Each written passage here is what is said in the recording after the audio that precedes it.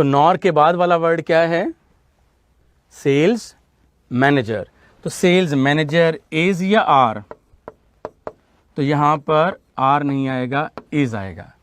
अच्छा, अगर ये यूं होता neither the buyers nor the manager, फिर क्या ना था? Are. Is it? Certainly not. आप कहें कि सर पहले वाला जो मर्जी हो, चाहे बायर हो चाहे बायर्स हो, उससे कोई फर्क नहीं पड़ता, हमें तो नॉर के बाद वाला वर्ड देखना है। नॉर के बाद वाला वर्ड है द सेल्स मैनेजर, तो हमने इज लगाया है। अगर ये यूं होता neither the sales manager nor the buyers, buyers होता बाद में, तो फिर आप आर लगाते। क्लियर? अच्छा जी, अब आप देखेंगे इसकी टेक्सचुअल सपोर्ट। आपकी एफएससी की टेक्स्ट में से मैं क्वेश्चन करवाऊंगा। फॉर एग्जांपल, ये आपके पास एक वर्ड आया, ये आइदर, और यहां पर आ गया और। हमने कहा जब भी two different word, certain chemicals, ये वर्ड नंबर 1 है, सब्जेक्ट वर्ड नंबर 1, सिंगुलर है कि प्लूरल है? केमिकल्स आपने कहा कि ये प्लूरल है। अच्छा, उसके बाद और के बाद वाला वर्ड क्या है? हीट। ये आपके पास हुआ सब्जेक्ट वर्ड नंबर 2, सिंगुलर या प्लूरल? ये सिंगुलर है। तो हमने ये देखा कि जब भी टू डिफरेंट वर्ड्स के दरमियान neither nor, either or, not only but also आ जाए, तो जो बाद वाला वर्ड होगा वो हमारा एक्चुअल सब्जेक्ट वर्ड होगा। उसके अकॉर्डिंगली यहाँ पर आके वर्ब और हेल्पिंग वर्ब यूज़ करेंगे। तो हीट वर नहीं होता, हीट वॉज होगा, like this. Clear? Next example, either the obtuse quack. ये आपके पास पहला वर्ड हुआ, और यहाँ पर आइदर और ये और। आइदर के बाद क्या है? दी ऑब्ट्यूज क्वैक, सिंगुलर या प्लूरल? ये आपका सब्जेक्ट वर्ड नंबर 1 है, सब्जेक्ट वर्ड नंबर 1, सिंगुलर के प्लूरल? ये क्वैक सिंगुलर है। अच्छा, और के बाद आपके पास वर्ड है द कैमल मैन। ये आपके पास है सब्जेक्ट वर्ड नंबर 2, सिंगुलर के प्लूरल? मैन प्लूरल है। अब ये क्वैक सिंगुलर है, मैन प्लूरल है, जॉइन हुआ है और से, neither nor, either or, not only but also आ जाए, तो वर्ब और हेल्पिंग वर्ब और के बाद वाले वर्ड के अकॉर्डिंगली आना चाहिए। और के बाद वाला वर्ड है प्लूरल, तो प्लूरल के साथ वॉज नहीं आएगा, बल्कि क्या आएगा? वर आएगा, like this. Clear? Third example, neither the soldiers nor the king. अब आप देखें कि नॉर के बाद क्या वर्ड है।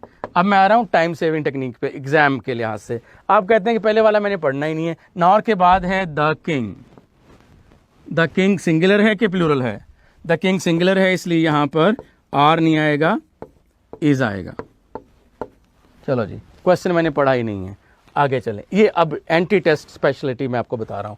आगे, not only our life style but, आपने कहा कि नॉट ओनली और बट ऑल्सो में, इससे पहले वाला तो हमने देखना ही नहीं है। We are not suppose to give any little consideration to the word that precedes it. But के बाद देखें द पीपल। पीपल सिंगुलर है कि प्लूरल है? पीपल प्लूरल है, तो पीपल हैज के पीपल हैव? पीपल हैव आएगा। अब मैं आपको एंट्री टेस्ट में एग्जाम सॉल्विंग टेक्निक बता रहा हूं, ठीक है? इसी तरीके से neither Brook fields defenders nor, हमने कहा कि neither nor, either or, not only but also में नॉर के बाद वाला वर्ड देखना है। नॉर के बाद वाला वर्ड है चिप्स। चिप्स, मिस्टर चिप्स, ये आपके पास सिंगुलर है कि प्लूरल है? चिप्स सिंगुलर है, और वैसे भी सिंगल ही था वो पूरी जिंदगी, with exception of a year और 2। और देखें चिप्स के साथ हैव आएगा या हैव आएगा? ये चिप्स खाने वाले नहीं है, ठीक है, क्योंकि सी कैपिटल है, प्रॉपर नाउन है, तो यहां पर हैव नहीं आएगा, हैज आएगा। तो आपके पास एक टेक्निक है कि आपने कहा, सर ने कहा कि neither nor, either or, not only but also में पहले वाला हमने सारा भूल जाना है, नॉर के बाद, और के बाद, बट ऑल्सो के बाद वाला वर्ड देखना है, उसके अकॉर्ड फौरन अप्रोच करना, अपना टाइम बचाना है, और अगले क्वेश्चन पे चलें आप। 6 है neither clay nor other people. हम कहते हैं कि नॉर हमने देख लिया, नॉर से पहले वाला क्या है, this is none of our business. ये अदर पीपल, नॉर के बाद अदर पीपल है, सिंगुलर है कि प्लूरल है, बस ये बता दें। पीपल हो या अदर पीपल हो, वो प्लूरल है। तो यहाँ पर वर्ब और हेल्पिंग वर्ब भी प्लूरल होना चाहिए। वॉज सिंगुलर है और वर्ब प्लूरल है। ये देख रहे हैं कैसा आपका जीवन सफल हो गया। ऐसी मैंने आपको शिक्षा दी है जिससे आपको एक संभलता मिली है। ठीक है, ऑलराइट। इस तरह से जब आपको कहते हैं कि मुझे इतनी महारत है कि मैं सादा से लफ्ज़ों से तुम्हें दिलकश बना दूंगा, ज़रा तुम शाम होने दो। तो ज़रा सी शाम होने जो, ज़िंदगी की शाम थी और शाम भी जंगल में थी, बल्कि शाम आपके एंट्री टेस्ट में है। तो ये आप देख रहे हैं कि जब आपको एक बात आ जाए, जिस तरह से एक बच्चा है उसने अर्ली एज में अगर ड्राइविंग सीखी है तो वो स्क्रैचिंग करवा देता है गाड़ी की, एक उंगली से स्टीयरिंग भी घुमा लेता है, तो मोबाइल भी सुन रहा होता है, मैसेज भी कर रहा होता है, क्योंकि उसको एक्सपर्टीज़ है उसमें। ऐसे ही जब आपने रूल सीख लिए, रूल सीखने के बाद उनकी एप्लीकेशन ज़्यादा इंपॉर्टेंट है। रूल का याद कर लेना कोई कमाल नहीं है, उनको अप्लाई करना इशू है। जब आप रूल पढ़ लेते हैं, टीचर ने लेक्चर दिया, सर सारा समझ आ गया, टेस्ट में आया सर समझ नहीं आई। तो मैं आपका जो वो प्रॉब्लम है कि रूल तो आपको मोर और लेस आते ही हैं, फैसी में पढ़ के आए हैं, मैं इनको अप्लाई करना सिखा रहा हूँ एंट्री टेस्ट के लिहाज से और टाइम सेकिंग। ठीक है, तो entry test is a test of your speed as well. ठीक है, और स्पीड करेक्ट उस आंसर के साथ।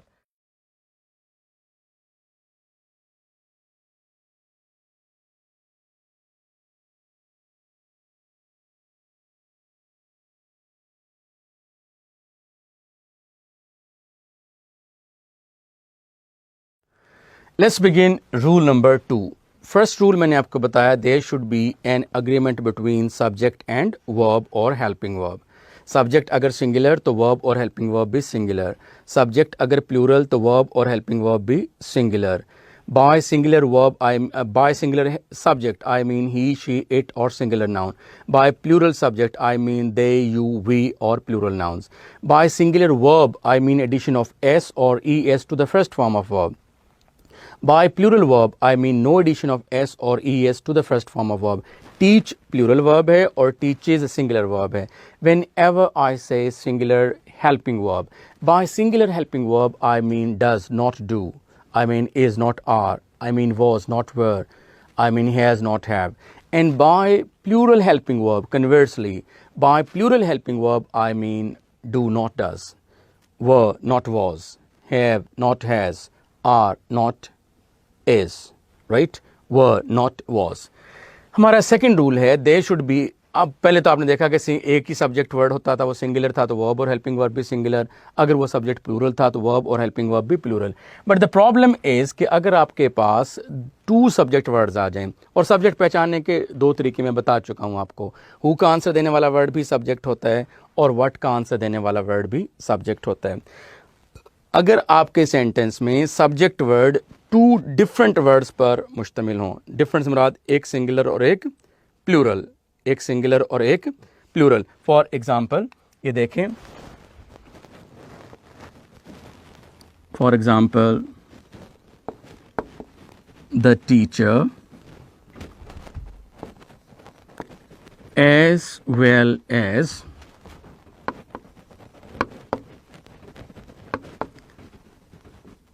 the students, और is या are busy, ये हमारा सेंटेंस है। Suppose my question is who is या आर बिजी। तो अब हु का आंसर में आपके पास सिर्फ एक वर्ड नहीं आ रहा, हु के आंसर में अब आपके पास 2 वर्ड्स आ रहे हैं, और 2 वर्ड्स में प्रॉब्लम ये है। माई क्वेश्चन इज हु, आपने कहा teacher as well as the students. तो अब आपने कहा कि हु का आंसर देने वाला वर्ड होता है सब्जेक्ट, हु का आंसर देने वाला वर्ड होता है सब्जेक्ट। अब ये आपके पास सब्जेक्ट वर्ड नंबर 1 है और ये आपके पास सब्जेक्ट वर्ड नंबर 2 है, और यहाँ से there should be an agreement between subject and verb और हेल्पिंग वर्ब। टीचर के अकॉर्डिंगली अगर हम यूज़ करें तो टीचर इज़ बिजी। स्टूडेंट्स के अकॉर्डिंगली यूज करें तो स्टूडेंट्स आर बिजी। तो अब ये कंफ्यूजन है। तो ये मेरा रूल है कि अगर टू डिफरेंट सब्जेक्ट्स आ जाए, by different I mean one singular the other plural, तो जब भी दो बंदों के दरमियान कोई प्रॉब्लम होती है, कोई झगड़ा होता है, तो उसमें फैसला क्या कौन करवाता है? कोई तीसरा बंदा उनके दरमियान में आके फैसला करवाता है। टीचर कहता है जी मेरी इज्जत होती है तो मेरे अकॉर्डिंगली आना चाहिए टीचर इज। स्टूडेंट्स कहते हैं सर जी हमने फीस दी है तो हम इम्पॉर्टेंट है आर। जब दोनों में फड्डा हुआ तो इनके बीच में आप जो आने वाले वर्ड को देखेंगे कि इनके बीच में कौन आया है। आप देख रहे हैं कि इनके बीच में है as well as. As well as कहता है कि जब भी मैं आ जाऊं तो फिर मेरी बात मानेंगे। तो एज वेल एज का फैसला ये है जब भी टू डिफरेंट वर्ड्स के दरमियान, डिफरेंट से मुराद एक सिंगुलर और एक प्लूरल, जब भी टू डिफरेंट वर्ड्स के दरमियान एज वेल एज आ जाए तो आगे चलकर वर्ब और helping verb subject word number 1 के अकॉर्डिंगली आएगा। यानी कि इज तो आ सकता है लेकिन आर नहीं आ सकता। अब आप कहेंगे कि सर आपने रूल बताया कि जब भी दो different words as well as के साथ ज्वाइन हो तो पहले वाले वर्ड के अकॉर्डिंगली वर्ब और हेल्पिंग वर्ब आ जाएगा, और पहले वाला वर्ड था द टीचर, सिंगुलर था, वर्ब और हेल्पिंग वर्ब भी सिंगुलर यूज़ कर दिया। सिंगुलर वर्ब से मुराद इज है, आर नहीं है। बिल्कुल ठीक है। यहाँ से मिसअंडरस्टैंड ना करें बात को कि सर क्या एज वेल एज से पहले वाला वर्ड हमेशा हमेशा सिंगुलर होगा? आई से नो। एज वेल एज से पहले वाला वर्ड सिंगुलर भी हो सकता है, प्लूरल भी हो सकता है। फॉर एग्जाम्पल अगर ये सेंटेंस यूं होता, the students as well as the teacher is या are busy. My question is who is or are busy? तो आप कहेंगे the students as well as the teacher. अब who का आंसर देने वाला वर्ड ये सब्जेक्ट वर्ड नंबर 1 है और प्लूरल है, और ये आपके पास सब्जेक्ट वर्ड नंबर 2 है और सिंगुलर है। जब भी टू डिफरेंट वर्ड, डिफरेंट से मुराद एक सिंगुलर दूसरा प्लूरल, पहला प्लूरल दूसरा सिंगुलर, जब भी ये एज वेल एज के साथ ज्वाइन होंगे तो आगे चलकर वर्ब और हेल्पिंग वर्ब एज से पहले वाले वर्ड के अकॉर्डिंगली होगा। अब एज से पहले वाला वर्ड प्लूरल है तो वर्ब और हेल्पिंग वर्ब भी प्लूरल आएगा, and by plural helping verb I mean are not is. तो प्लूरल वर्ब आर है, इज नहीं है। अब आपको सम अप करके देता हूं इस रूल को, और वो ये है कि एज वेल एज के साथ जब भी टू वर्ड्स ज्वाइन हो तो एक चीज़ कांस्टेंट है, आप साइंस के स्टूडेंट्स हैं, और एक चीज़ वेरिएबल है।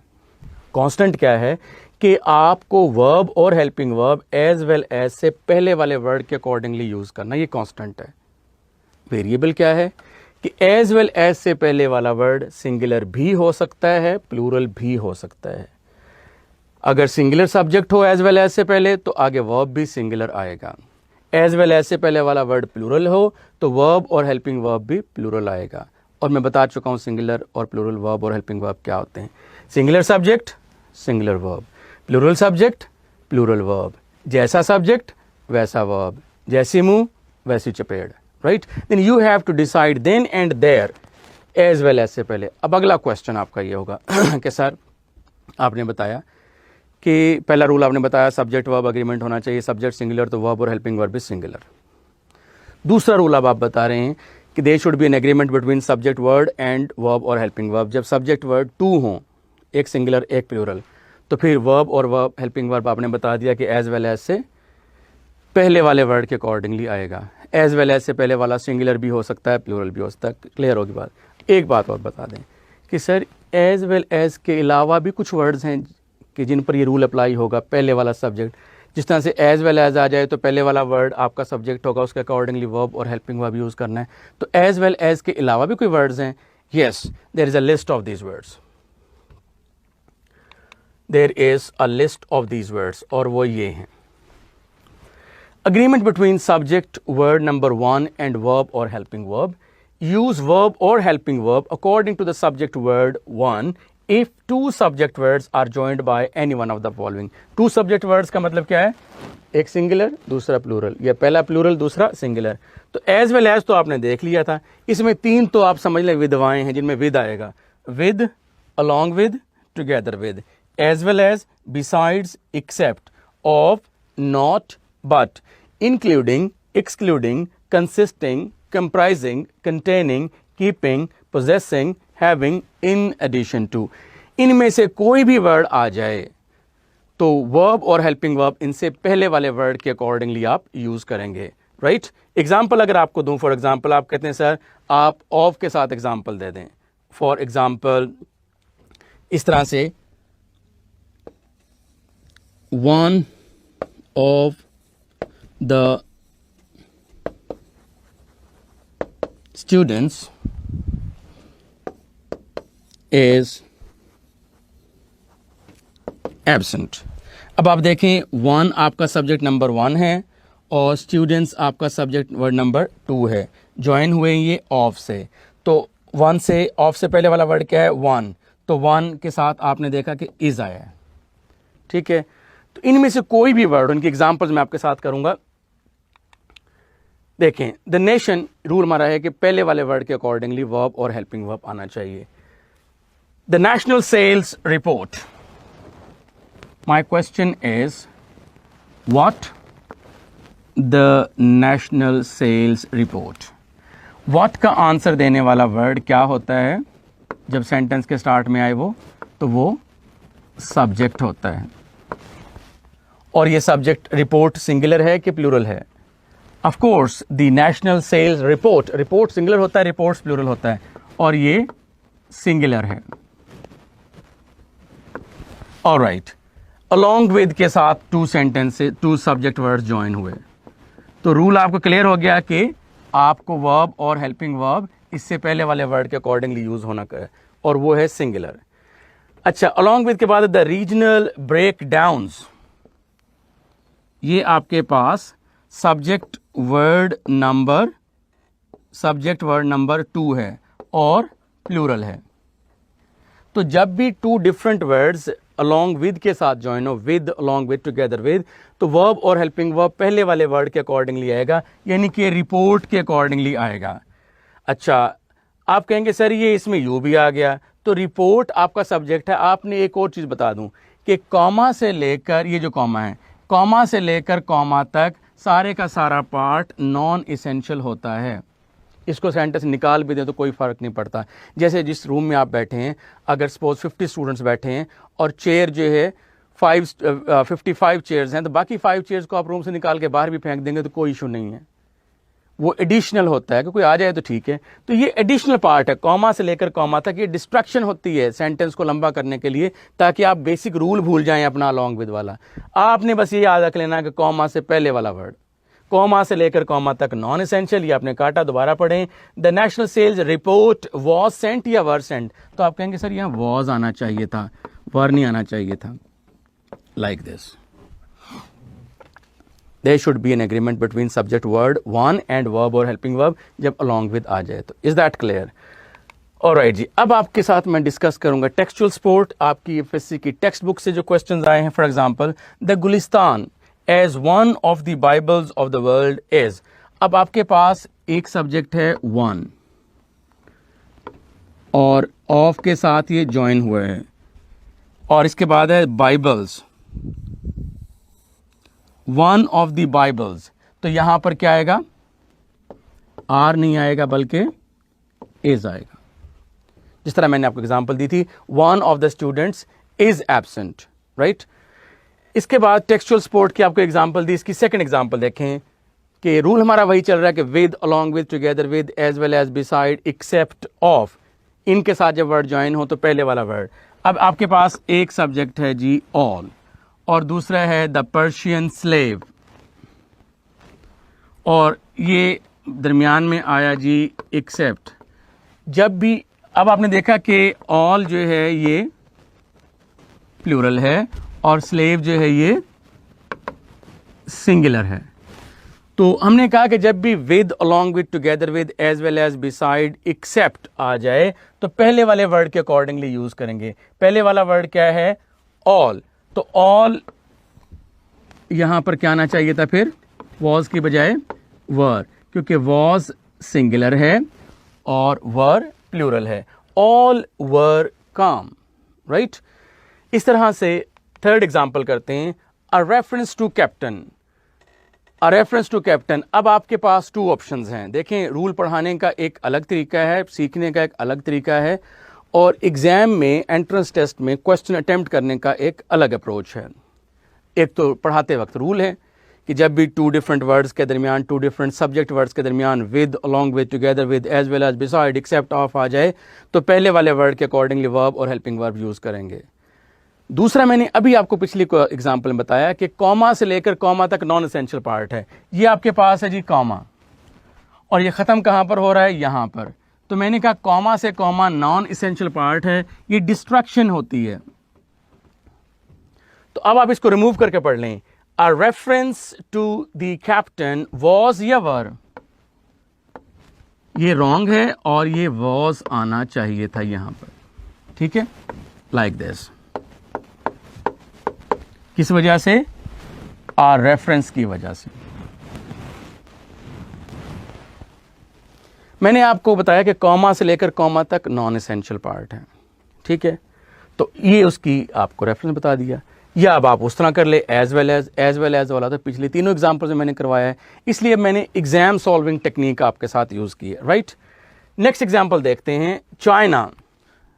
विद, अलॉन्ग विद, रूल याद रह जाए या मेरा शॉर्टकट याद रह जाए? शॉर्टकट मेरा क्या था कि कॉमा से लेकर कॉमा तक नॉन एसेंशियल पार्ट होता है, सेंटेंस पढ़ने की ज़रूरत नहीं है, आपने ये काटा और यहां से आप आ जाएं। अब चाइना, चाइना सिंगुलर है और इसके साथ वर्ब और हेल्पिंग वर्ब। चाइना हैज के China have? China has, have नहीं आएगा, हैज आएगा। अब अपनी अंडरस्टैंडिंग के लिए सेंटेंस बेशक पढ़ लें, एंटी टेस्ट के लिहाज से, क्योंकि आपके पास 30 से 40 सेकंड फॉर वन क्वेश्चन होती है, तो मैंने तो 3 या 4 सेकंड्स लगवाए आपको। मैंने कहा कि कॉमा से लेके कॉमा तक नॉन एसेंशियल, कॉमा से कॉमा तक नॉन एसेंशियल मैंने रिमूव किया वहाँ तक, फिर चाइना के साथ हैव का, चाइना हैव के चाइना हैज़, आपने कहा चाइना हैज़, तो ये आंसर हो गया, ठीक है। ऑलराइट जी, next example 5। All my old clothes. Technique मेरी वही है, कॉमा से लेकर कॉमा तक नॉन एसेंशियल पार्ट हुआ, आप इसको रिमूव भी कर दें तो कोई इशू नहीं है। जिस तरह से मैंने कहा आपकी क्लास 50 स्टूडेंट्स की है, चेयर 55 पढ़ी है, तो रिमेनिंग 5 को आप निकाल दें। ये रिमेनिंग 5 को आपने निकाल दिया, तो अब आप ये पढ़ लें कि all my old clothes. All my old clothes, ये सिंगुलर है कि प्लूरल है? ऑफ कोर्स प्लूरल है, तो इसके साथ वॉज आएगा या वर आएगा? वॉज नहीं आएगा बल्कि वर आएगा। ये आंसर हो गया। एग्जाम सॉल्विंग टेक्निक शॉर्टकट आपके पास ये है, कॉमा से लेकर कॉमा तक नॉन एसेंशियल पार्ट उसको रिमूव कर दें। उससे पहले वाला जो भी वर्ड है वो सिंगुलर भी हो सकता है, प्लूरल भी हो सकता है। वन थिंग इज कांस्टेंट कि कॉमा से पहले वाला वर्ड यूज करना है। One thing is variable, comma से पहले वाला सिंगुलर भी हो सकता है, कॉमा से पहले वाला प्लूरल भी हो सकता है। तो all my old clothes including a coat were sent to rummage sale, the author and the angels and the others. Last वाला शॉर्ट स्टोरी वाला जो आपकी बुक है उसका लास्ट लेसन है 15th। Example number 7, a black leather pocket book. A black leather pocket book. मैं अब आपको रूल्स पढ़ाने के बाद एग्जाम सॉल्विंग टेक्निक्स बता रहा हूं। ये देखें, ये बताएं कि ये सिंगुलर है कि प्लूरल है? ऑफ कोर्स ये सिंगुलर है। अच्छा, ये है क्या? सब्जेक्ट है। कैसे पता सब्जेक्ट है? व्हाट के साथ क्वेश्चन कर लें अपने आप से। व्हाट का आंसर देने वाला word? Black leather pocket book. Pocket book purse को कहते हैं। अच्छा, मैंने अभी आपको पिछले एग्जांपल में कॉमा से कॉमा नॉन एसेंशियल, कॉमा से कॉमा नॉन एसेंशियल, कॉमा से कॉमा नॉन एसेंशियल, तो कॉमा से पहले वाला वर्ड यूज कर लें, यानी कॉमा एक डिस्ट्रैक्शन हुई। दूसरी डिस्ट्रैक्शन आपकी आईएनजी वाली फॉर्म है। यहां पर आप देख रहे हैं कंटेनिंग। एक या तो रूल याद कर लें कि कंटेनिंग, कंप्राइजिंग, कीपिंग, इनसे पहले वाला वर्ड सिंगुलर है। या आप ये कह लें कि कॉमा से कॉमा नॉन एसेंशियल, इसी तरीके से आईएनजी से लेके containing 500 shillings and some business papers, I N G form से लेके वर्ब और हेल्पिंग वर्ब तक वो सारा हिस्सा एडिशनल है, आप उसको रिमूव भी कर दें। तो अब देखें, यहाँ से पढ़ें, अ ब्लैक लेदर पॉकेट बुक, ये आपने कहा ये सिंगुलर है, तो यहाँ पर क्या आना चाहिए था, वॉज लॉस्ट के वर लॉस्ट, तो आपने कहा वॉज लॉस्ट। रूल पढ़ाया आपको, उसके बाद अब एग्जाम में क्वेश्चन को सॉल्व करने के शॉर्टकट्स, राइट, क्योंकि वहाँ पर आपके पास टाइम थोड़ा होता है, प्रेशर ज़्यादा होता है। Example number 7। अब आपको लग रहा है कि आपने जब एफएससी में पढ़ा था तो कितनी एक बहुत पूरी दुनिया थी जिससे आप बिल्कुल अनअवेयर रहे। एवरीथिंग, एवरीथिंग सिंगुलर के plural. My question is what. What का आंसर देने वाला वर्ड जब सेंटेंस के स्टार्ट में होगा तो वो सब्जेक्ट होगा। और ये एवरीथिंग सिंगुलर है कि प्लूरल है, आपने कहा कि सिंगुलर है। ये जैसे मैंने रूल समझाया था वो टेक्निक अपना रहा हूँ। अच्छा, उसके बाद ये सिंगुलर है। टुगेदर विद, ये इनके दरमियान में ज्वाइन हो गया। When two different words are joined by with, along with, together with. Other matters, other matters आपके पास, ये आपके पास सब्जेक्ट वर्ड नंबर 2 हो गया, ये सब्जेक्ट वर्ड नंबर 2 हो गया और प्लूरल हो गया। अब ये वाला हिस्सा नॉन एसेंशियल हो गया। That I may have forgotten, right. तो इतना लंबा चौड़ा करने के बजाय आपके पास वही रूल ठीक नहीं था कि कॉमा से लेकर कॉमा तक सारा नॉन एसेंशियल, तो एवरीथिंग हैज बीन नोटेड या एवरीथिंग हैव बीन नोटेड, तो एवरीथिंग हैज बीन नोटेड आना चाहिए था, ये रॉन्ग।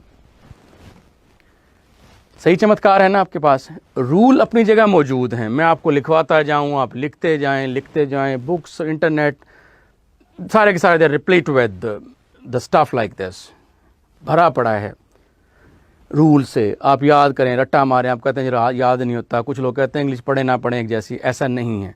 व्हेन एंट्रेंस टेस्ट में अगर ये आपके पास इंग्लिश है तो there is a method in this madness, right. तो ये एक टेक्निक है, टेक्निक आप सीख लेंगे तो फिर नो प्रॉब्लम, राइट। तो यहाँ आपने ये एक और एग्जाम्पल देखी अपनी टेक्स्ट बुक से। 8th एग्जाम्पल इसी टेक्स्ट बुक से ही, wheat. My question is what, wheat. What का आंसर देने वाला वर्ड सेंटेंस के स्टार्ट में है तो सब्जेक्ट, और एज वेल एज के साथ 2 डिफरेंट सब्जेक्ट वर्ड्स ज्वाइन हुए। ये सब्जेक्ट वर्ड नंबर 1 है और व्हीट सिंगुलर, जितने भी मैस नाउन है वो सिंगुलर होते हैं, ठीक है। और अदर फ्रूट्स, अब आपने ये देखा कि फ्रूट्स ये आपके पास ये सब्जेक्ट वर्ड नंबर 2 है और प्लूरल है। व्हीट सिंगुलर है, फ्रूट्स प्लूरल है, 2 different words are joined by as well as, तो वर्ब और हेल्पिंग वर्ब पहले वाले वर्ड के अकॉर्डिंगली आएगा, व्हीट के अकॉर्डिंगली आएगा। तो व्हीट वॉज या wheat were, of course wheat was आना चाहिए था। This is called there should be an agreement between subject word number 1 and verb और हेल्पिंग वर्ब। ये रूल एग्जाम टेक्निक क्या है कि कॉमा से लेकर कॉमा तक, कॉमा से लेकर कॉमा तक ये सारा non essential part, wheat was के wheat were. Of course wheat was raised by a peasantry who worked the soil on shared with the owners, ठीक है। सेंटेंस को समझने की जरूरत ही नहीं है, आपको एग्जाम सॉल्विंग टेक्निक आपको बताई हुई, and you it will be a plain sailing, just a child's play.